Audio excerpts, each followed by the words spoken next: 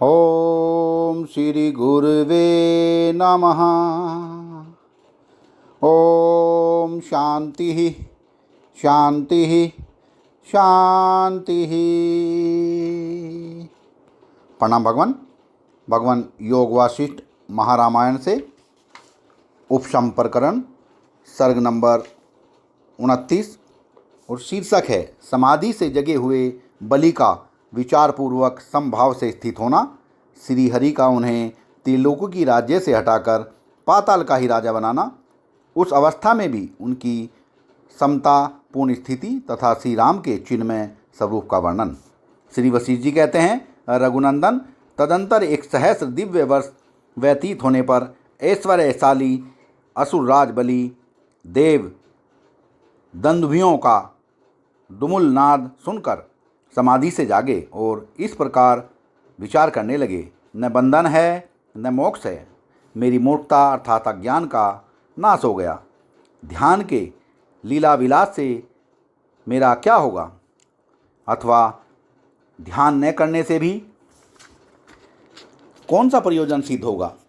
न मैं ध्यान की इच्छा करता हूँ और न ध्यान न करने की, न भोग चाहता हूँ न भोगों का अभाव, मैं चिंता रहित होकर समभाव से ही स्थित हूँ। यह जगत का राज्य रहे तो भी मैं यहाँ स्थिर भाव से ही स्थित हूँ, अथवा यहाँ यह जगत का राज्य न रहे तो भी मैं शांत स्वरूप हो परमात्मा में स्थित हूँ। ध्यान दृष्टि से मेरा क्या काम है, राज्य वैभव की संपत्ति से मेरा क्या प्रयोजन है। जो आता है वह आए, न मैं वह हूँ न कहीं कुछ मेरा है। यदि आवश्यकता की दृष्टि से इस समय मेरा कुछ भी कर्तव्य नहीं है तो अकर्तव्य भी कुछ नहीं है। अतः यह जो कुछ प्रस्तुत कर्म राज्यपालन आदि है इसे मैं क्यों न करूं। ऐसा विचार करके बलि वासना रहित मन से वहाँ समस्त राज्य कार्य करने लगे। उन्होंने पूजन के अर्ध्यपाद आदि उपचारों द्वारा देवताओं, ब्राह्मणों और गुरुजनों की पूजा की तथा सुहृदों, बंधु बांधवों, सामंतों और सत्पुरुषों का दान मान आदि के द्वारा सत्कार किया। इतना ही नहीं, उन्होंने सेवकों और याचकों को धन धान्य से परिपूर्ण कर दिया। इस प्रकार उस राज्य में जहाँ सब पर समान रूप से शासन किया जाता था, राजा बलि दिनों दिन बढ़ने लगे। किसी समय उनके मन में यज्ञ करने का विचार हुआ, तब वे शुक्राचार्य आदि मुख्य ब्राह्मणों के साथ महायज्ञ अश्वमेध का अनुष्ठान करने लगे। उस यज्ञ में समस्त भुवनों के प्राणियों को तृप्त किया गया। देव ऋषियों के समुदाय ने उस यज्ञ की भूरी भूरी प्रशंसा की। राजा बलि को भोग समूहों की अभिलाषा नहीं है, ऐसा निश्चय करके सिद्धांत दाता भगवान लक्ष्मीपति विष्णु बलि के अभीष्ट मनोरथ की सिद्धि के लिए उस समय यज्ञ में पधारे।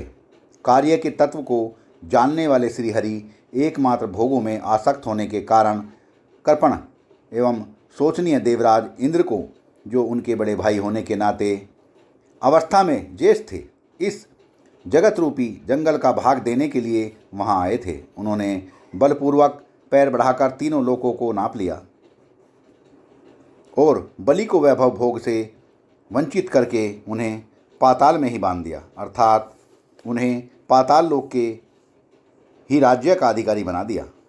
श्री राम अब वे जीवन मुक्त और अपने ब्रह्म स्वरूप आत्मा में स्थित हो मन को सदा परमात्म चिंतन में लगाए रखकर पुनः भावी इंद्र पद की प्राप्ति हेतु पाताल में ही विराजमान हैं।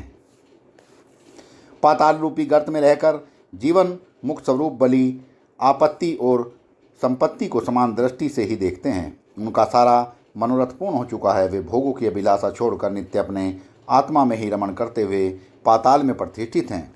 श्री राम ये बलि पुनः इंद्र पद पर विराजमान हो बहुत वर्षों तक इस संपूर्ण जगत पर शासन करेंगे। भविष्य में होने वाली इंद्र पद की प्राप्ति की आशा से न तो उन्हें हर्ष होता है और न ही अपने त्रिलोकी के राज्य पद से भ्रष्ट कर दिए जाने के कारण उनके मन में उद्वेग ही होता है। वे सभी भावों में शम तथा सदा ही संतुष्ट चित्त रहकर प्राप्त भोगों का अनासक्त भाव से सेवन करते हुए आकाश के समान अपने ब्रह्म स्वरूप आत्मा में नित्य स्थित हैं। असुरराज बलि लगातार 10 करोड़ वर्षों तक तीनों लोकों का राज्य करके अंत में उससे विरक्त हो गए।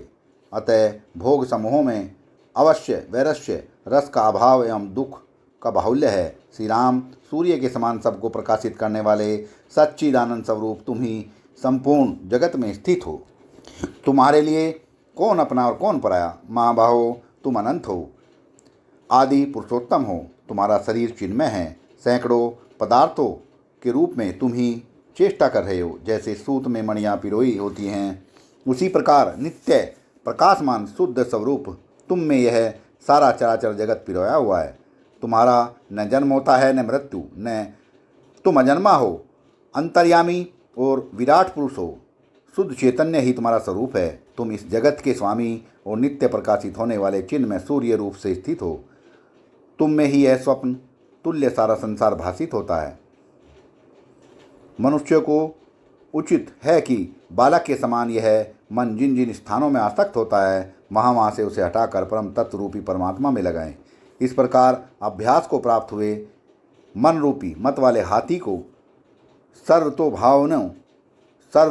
भावेन बांधकर मनुष्य परम कल्याण का भागी होता है। तब तक मनुष्य आत्म साक्षात्कार के लिए परम पुरुषार्थ करके स्वयं अपने ऊपर अनुग्रह नहीं करता, तब तक विवेक विचार का उदय नहीं होता। जब तक अपने आप का यथार्थ रूप से अनुभव नहीं होता, तब तक वेदों और वेद शास्त्र के अर्थों से तथा तार्किक दृष्टियों से भी इस आत्मा का प्राकट्य नहीं होता। सत्संग को विराम देते हैं भगवान। प्रणाम भगवान।